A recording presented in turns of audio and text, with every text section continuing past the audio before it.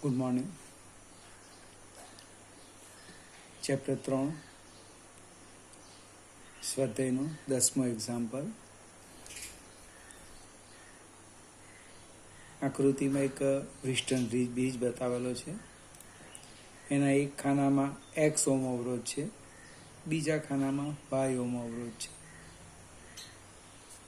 જો વાય બરાબર લખ્યું છે અહીંયા, જો વાય અવરોધ 12.5 સેન્ટીમીટર હોય તો એથી તટસ્થ બિંદુ આપેલું છે L1 39.5 સેન્ટીમીટર અંતરે મળે તો અવરોધ એક્સ કેટલો થશે? બીજો પ્રશ્ન છે, એક્સ અને વાયના સ્થાન અદલ બદલ કરવામાં આવે તો તટસ્થ બિંદુ ક્યાં મળશે? આપણે તટસ્થ બિંદુનો અર્થ ગેલ્વેનોમીટર 0 આવર્તન બતાવે. એ જ્યારે 0 આવર્તન બતાવે ત્યારે શું લખવાનું? એક્સ ભાગ્યા વાય બરાબર L1 ભાગ્યા L2.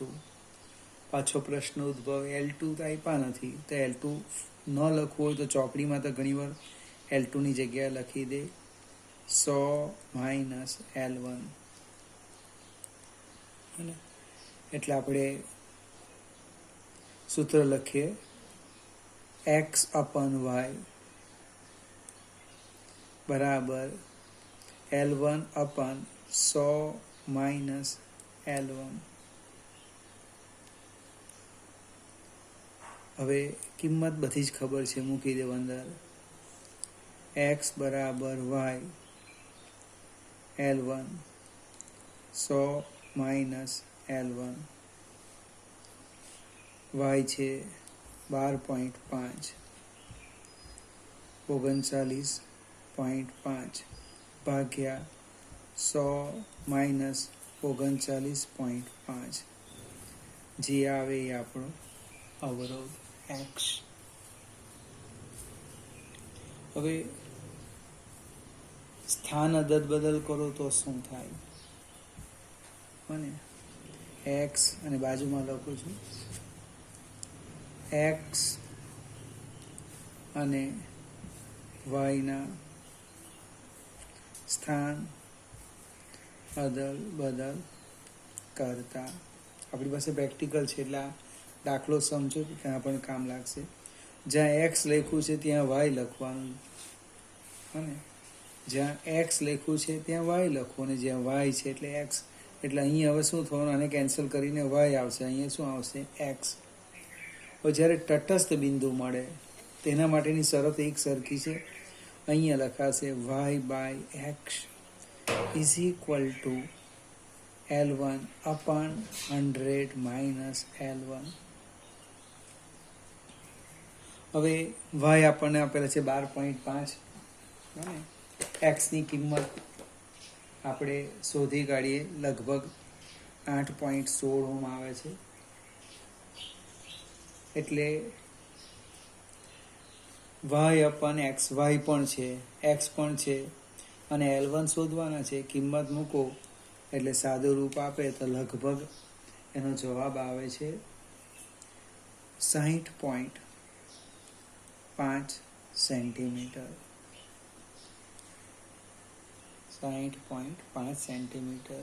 ઓબ્જેક્ટિવ પર જઈએ. તારની લંબાઈ 100 સેન્ટીમીટર છે. તમે 60.5 અને 39.5 કરો તો 100 આવી જાય, અને આ ગણવાની પણ જરૂર નથી. પણ આપણે પ્રેક્ટિસ કરીએ ત્યારે બધા સ્ટેપ લખવાના. અને મીટર બ્રિજમાં શું યાદ રાખવાનું? તટસ્થ બિંદુ મળે ત્યારે આ અવરોધ ભાગ્યા આ અવરોધ બરાબર L1 બાય L2. અને L1 કોને કહેવાના? તો કે એથી અંતરને. એ કોને કહેવાના? તો કંઈ એક વિદ્યુત કોષ મૂકવાનો, જે મેં મૂક્યો નથી આ રીતના. બેટરીનો ધન ધ્રુવ જે બિંદુ પાસે જોડાય એને એ કહેવાનું. ધન ધ્રુવ અહીંયા જોડે તો એ આ થઈ જશે. આ L1 તો આ લખવાનું 100 માઇનસ L1. L2 લખીશું તો એક અજ્ઞાત રાશિ વધી જશે. આપણે આગળ જઈએ. 11મો એક્ઝામ્પલ.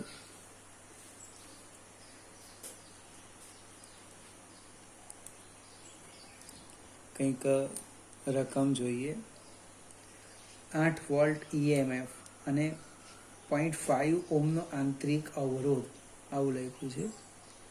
8 વોલ્ટ EMF એટલે એપ્સિલોન, અને સ્મોલ r છે 0.5 ઓહમ નો આંતરિક અવરોધ ધરાવતી સંગ્રાહક બેટરીને 120 વોલ્ટ વાળા DC સપ્લાય વડે, એટલે આ આપણે લગભગ થિયરી આવી નથી પણ લખું છું, V બરાબર 120 વોલ્ટ, અને એની સાથે એક શ્રેણી અવરોધ જોડવાના, એને કેપિટલ R કહેવાય, 15.5 ઓહમ મારફતે વિદ્યુત ભારિત કરવામાં આવે છે. તો વિદ્યુત ભારણની પ્રક્રિયા દરમિયાન બેટરીનો ટર્મિનલ વોલ્ટેજ કેટલો હશે? વિદ્યુત ભારણ માટેના પરિપથમાં શ્રેણી અવરોધ રાખવાનો હેતુ શું છે? હવે ટર્મિનલ વોલ્ટેજ પૂછેલો છે. પહેલાં તો ફિગર સમજાવો. આ મારી બેટરી છે જેને મારે ચાર્જ કરવું છે. આ એનો આંતરિક અવરોધ છે.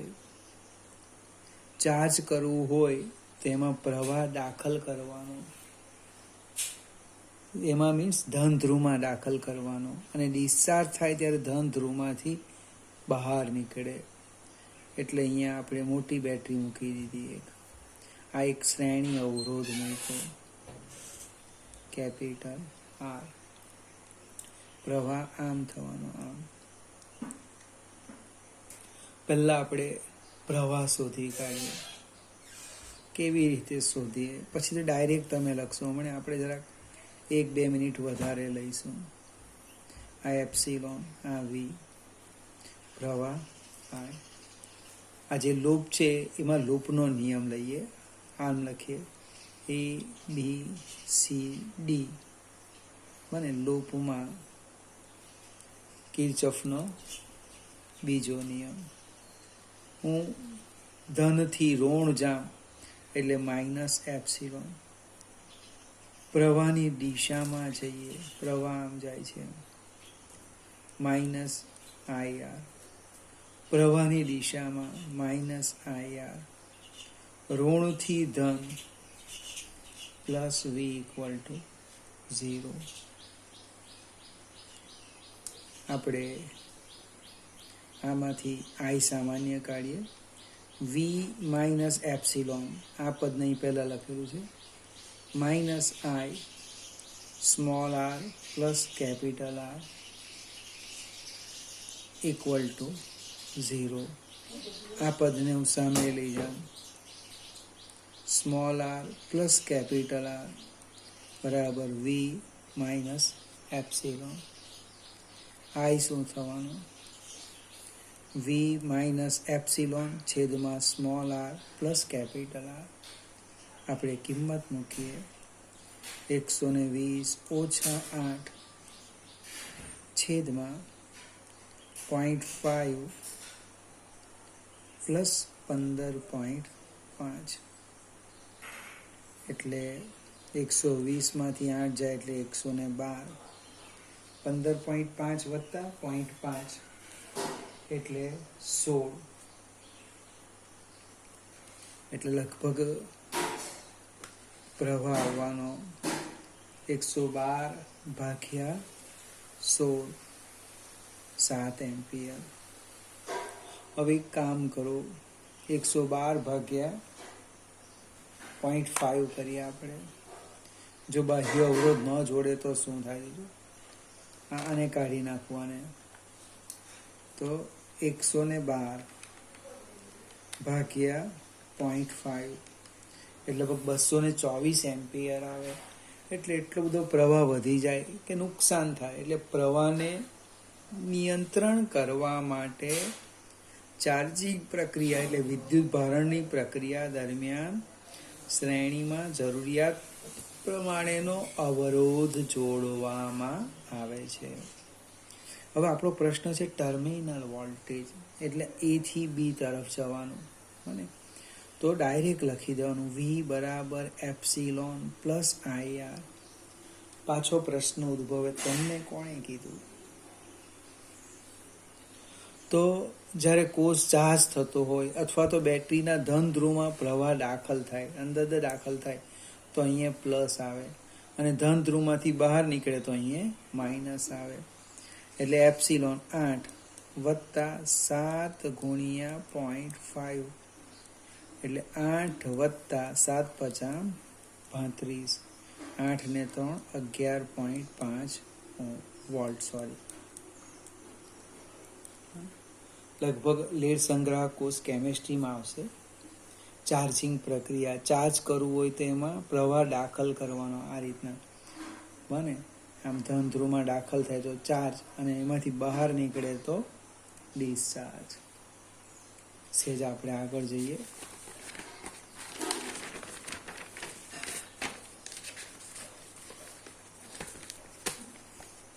બારમો એક્ઝામ્પલ છે.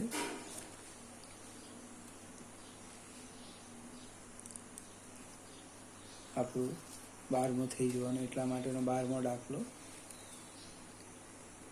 એક પોટેન્શિયોમીટરની રચનામાં 1.25 વોલ્ટની એક બેટરી તારના 35 સેન્ટીમીટર અંતરે તટસ્થ બિંદુ આપે છે. હવે આ કોષને બદલીને બીજો કોષ લગાવતા તટસ્થ બિંદુ ખસીને 63 સેન્ટીમીટર આગળ મળે છે. તો બીજા કોષનું EMF શોધો. અને 12મો એક્ઝામ્પલ ત્રીજા ચેપ્ટરનો. એક કોષનું EMF આપેલું છે એપ્સિલોન 1 1.25 વોલ્ટ. ત્યારે જે તટસ્થ બિંદુ મળે એને હું L1 કહી દઉં, 35 સેન્ટીમીટર. હવે એ કોષ બદલીને એક બીજો કોષ જોડવાના, જેનું EMF આપણે શોધવાનું છે, પણ ત્યારે તટસ્થ બિંદુ મળે છે 63 સેન્ટીમીટર. હવે થિયરી જે શીખે એને ખૂબ સરળ રહે. દાખલો જોઈએ તો એવું લાગે કે આમાં શું કરવાનું, પણ એ લાંબો સમય યાદ નહીં રહે, સમજવું પડે. EMFનો ગુણોત્તર એપ્સિલોન 1 બાય એપ્સિલોન 2 બરાબર L1 બાય L2. મારે એપ્સિલોન 2 શોધવાના છે, એટલે એપ્સિલોન 1 અને આમ થઈ જવાનું L2 બાય L1.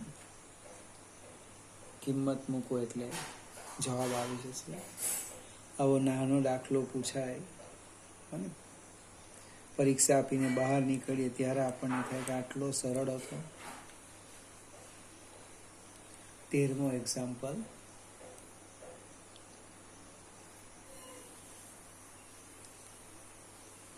કોપર સુવાહકમાં મુક્ત ઇલેક્ટ્રોનની અંદાજિત સંખ્યા ઘનતા, એટલે n આપેલી છે.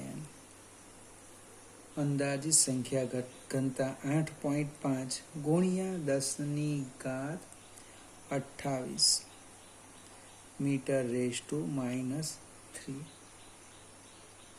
હવે આવા ઇલેક્ટ્રોનને 3 મીટર લાંબા, એટલે તારની લંબાઈ આપી છે 3 મીટર લાંબા, આપણે ફિગર જોતો લઈએ હતા. તો ઇલેક્ટ્રોનને આ બિંદુથી આ બિંદુ સુધી આવતા લાગતો સમય શોધો. ડ્રિફ્ટ વેગથી એવું લખેલું છે. તારની લંબાઈ આપી, એક છેડેથી બીજા છેડે સુધી ડ્રિફ્ટ થતા કેટલો સમય લાગશે. તારના આડછેદનું ક્ષેત્રફળ આપ્યું છે એ 2 ગુણ્યા 10⁻⁻6 મીટર સ્ક્વેર. ભાઈ એકમ ખાસ જોવાનું કે આડછેદનું ક્ષેત્રફળ 2 × 10⁻⁻6 મીટર સ્ક્વેર. અને પ્રવાહ પણ આપેલો છે 3 એમ્પિયર. કોઈક મિત્ર રકમ જોઈ તો વિચાર કરે, મને ખ્યાલ નહીં આવે, કારણ કે એક વાક્ય લખેલું છે ઉદાહરણ 3.1, એ કોપર માટે જ છે, પણ એની અહીંયા કંઈ જરૂરિયાત નથી. હવે આપણે પ્રવાહનું સૂત્ર લખીએ. I બરાબર NaVDE. નવી લખી દેવાનું, VDI ની જગ્યાએ ઈ નવી, અને અથવા તો કોઈક મિત્ર આમ પણ લખે, દર્પણમાં છે AVDNE અવની, અને પ્રવાહ બરાબર અવની, યાદ રહી જાય. વીડી એટલે ડ્રિફ્ટ વેગ છે. વીડી વેગ આપણે ગાડી લખી દઈએ તો કે અંતર ભાગ્યા સમય, કિંમત મૂકી દેવું. I બરાબર AL/TNE. મારે ટી શોધવાના છે. ALNE બાય I, જો ભૂલ નહીં થાય. અંશ ALNE, ટી સામે ગયા, I છેદમાં ગયા, બધી જ કિંમત છે ALNI નથી. હવે એ પાછો પ્રશ્ન ઉદ્ભવવાનો કે ઈ ક્યાં શોધવાના. યાદ આવે છે? ઈ એટલે ઇલેક્ટ્રોનનો વિદ્યુતભાર, 1.6 × 10⁻⁻19 કુલમ. બધી જ કિંમત તમે આમાં મૂકો, એક જવાબ આવશે એ સેકન્ડમાં આવશે. પછી તમારે એમાં આગળ નહીં વધવાનું કે સેકન્ડનું મિનિટમાં ફેરવું, મિનિટ અને આપણે તો પ્રયત્ન કરવાનો, મિનિટનું કલાકમાં ફેરવું, કલાકનું દિવસમાં ફેરવું, એમાં નહીં જવાનું. કેલ્ક્યુલેટરમાં જે છેલ્લો જવાબ આવ્યો એ સાચો. લગભગ ત્રીજા ચેપ્ટરના દાખલા એટલે જે અંદર ચોપડી પ્રમાણે છે એ પૂરા થાય. હવે એક નાનું સરખું હેડિંગ લખેલું છે વધારાનું સ્વાધ્યાય. એમાં આપણે અમુક જે અગત્યના છે જોવા પ્રયત્ન કરીશું. એમાં 14મો એક્ઝામ્પલ છે, અહીંથી એક્સ્ટ્રા શરૂ થાય છે. પૃથ્વીની સપાટી પર વિદ્યુતભારની પોસ્ટ ઘનતા આપેલી છે સિગ્મા, 10⁻⁻9 કુલમ પર મીટર સ્ક્વેર. હવે વાતાવરણના ટોચના ભાગ અને સપાટી વચ્ચેનો વિદ્યુત સ્થિતિમાનનો તફાવત આપેલો છે, મને પોટેન્શિયલ ડિફરન્સ V 400 કિલોવોલ્ટ. એનો અર્થ 400 કિલોના 3 ને આ 2 લઈ લઈએ એટલે 5 વોલ્ટ. આટલો બધો મોટો તફાવત છે. આથી પૃથ્વી પર જે પ્રવાહ રચાય છે, આખી પૃથ્વી પર ફક્ત આટલો પ્રવાહ એટલે આપેલો છે, આ આપેલો છે 1800 એમ્પિયર, ખૂબ મોટો પ્રવાહ. હવે પૃથ્વી પરનો બધો વિદ્યુતભાર જો વાતાવરણમાં જતો રહે તો શું થાય? પૃથ્વી તટસ્થ બની જાય. પણ વાસ્તવમાં એવું થતું નથી. અને આ વીજળી પડે અને એમાં એ પ્રવાહ પાછો, એ વિદ્યુતભાર પાછો પૃથ્વી પર આવી જાય. હવે અહીંયા આ બધો જ વિદ્યુતભાર પૃથ્વી પરથી દૂર જવા માટે, એટલે તટસ્થ જવા માટે કેટલો સમય લાગે, એવો એક પ્રશ્ન છે. તો આપણી પાસે સૂત્રો છે જ પ્રવાહનું. આ ચેપ્ટરનું પહેલી થિયરી, વિદ્યુત પ્રવાહ I બરાબર Q/T. I આપેલો છે, T શોધવાનો પ્રશ્ન આવ્યો, Q ક્યાંથી લાગવાનો? તો અહીંયા પૃથ્વીની ત્રિજ્યા પણ આપેલી છે. ન આપી હોય તો આપણે 11મા ધોરણ પ્રમાણે યાદ રાખવાની, 6400 કિલોમીટર. અહીંયા લખ્યું છે 6.37 × 10⁵ મીટર. સોરી 6 છે. હવે Q શોધીએ તો Q એટલે વિદ્યુતભાર. કેવી રીતે લખવાના? I બરાબર Q સિગ્મા A/T. સિગ્માની વ્યાખ્યા છે Q/A, એકમ ક્ષેત્રફળ દીઠ વિદ્યુતભાર. એક એકમ ક્ષેત્રફળમાં કેટલો વિદ્યુતભાર? સિગ્મા. તો એક ક્ષેત્રફળમાં કેટલો? Sigma A. નવો પ્રશ્ન આવ્યો, ક્ષેત્રફળ ક્યાં લેવા જવાનો, અને એલ સ્ક્વેર લખવું, LB લખવું, અને ઘણા ઘણા પ્રશ્નો ઉદ્ભવે. એટલે કે આઈ બરાબર આપણે શું લખવું અહીંયા, આઈ બરાબર સિગ્મા A બાય T. હવે ત્રિજ્યા આપી એટલે પૃથ્વી ગોળાકાર છે, એટલે ગોળાકારની વક્ર સપાટીનું ક્ષેત્રફળ લખવાનું sigma 4πr² by T into અહીંયા લખવા મારે શોધવાનું છે T, એટલે Tને સૂત્રના કરતા કરું. T બરાબર 4πr² સિગ્મા બાય આઈ. પૃથ્વીની ત્રિજ્યા, પોસ્ટ ઘનતા અને આઈ આપ્યા છે, એટલે સમય આપણને પ્રાપ્ત થશે. કોઈકને વિચાર આવે કે પેલો વી તો વપરાયો જ નહીં, એ બધું નહીં જોવાનું, સમજ પડવી જોઈએ. કોઈક એક્સ્ટ્રા વસ્તુ પણ આપે એટલે એનો ઉપયોગ કરવો જ એ જરૂરી નથી. સહેજ આપણે આગળ જઈએ. 15મો એક્ઝામ્પલ છે.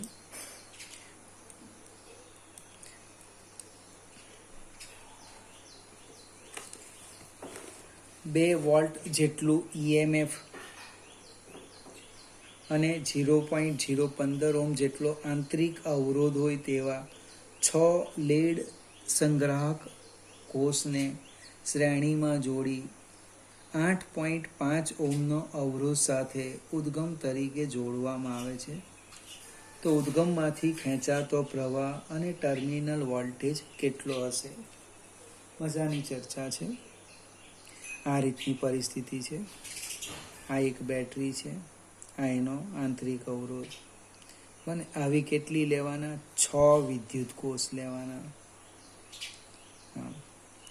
એને સમાંતર કોઈક ઘટક મૂકેલો છે, એનો અવરોધ આપેલો છે R, A, B, C, D. પ્રવાહ શોધવાનો છે I. હવે અહીંયા કુલ EMF લખું. કુલ EMF કેટલું થાય? તો કુલ EMF ધારો કે હું એપ્સિલોન ડેશ કેમ, તો N એપ્સિલોન કેમ, તો કે 6 વિદ્યુત કોષો સહાયકમાં છે. અહીં મેં 2 બતાવેલા, બાકીના 4 અહીં આવી જાય. બને આમ આ રીતના 3, 4, 5 ને 1, 2, 3, 4 અને 5 ને 6 દરેકને આંતરિક અવરોધ છે. ત્યાર પછી કુલ અવરોધ. કુલ અવરોધ એને આપણે R' કહીએ. તો R સાથે પેલા 6 શ્રેણીમાં જોડાયેલા છે. Small r plus small r, small r small r બધા શ્રેણીમાં છે. એટલે R પ્લસ R 6 વાર એટલે 6R પ્લસ કેપિટલ R. એટલે પ્રવાહ આવવાનો છે. કેટલો પ્રવાહ ખેંચાય? I બરાબર એપ્સિલોન ડેશ બાય R'. એટલે કે I બરાબર એપ્સિલોન ડેશ N એપ્સિલોન છેદમાં R plus N small r. N6 બને, N6 છે, અહીંયા એપ્સિલોન લખી દઈએ. 2 વોલ્ટ. આંતરિક અવરોધ 0.5 ઓહ્મ અને 6 વિદ્યુત કોષ છે. કેપિટલ R છે 8.5 ohm. 6 into 2 divide by 8.5 plus 6 into 0.5. સાદું રૂપ આપણે આપીએ. 6 દુ 12 છેદમાં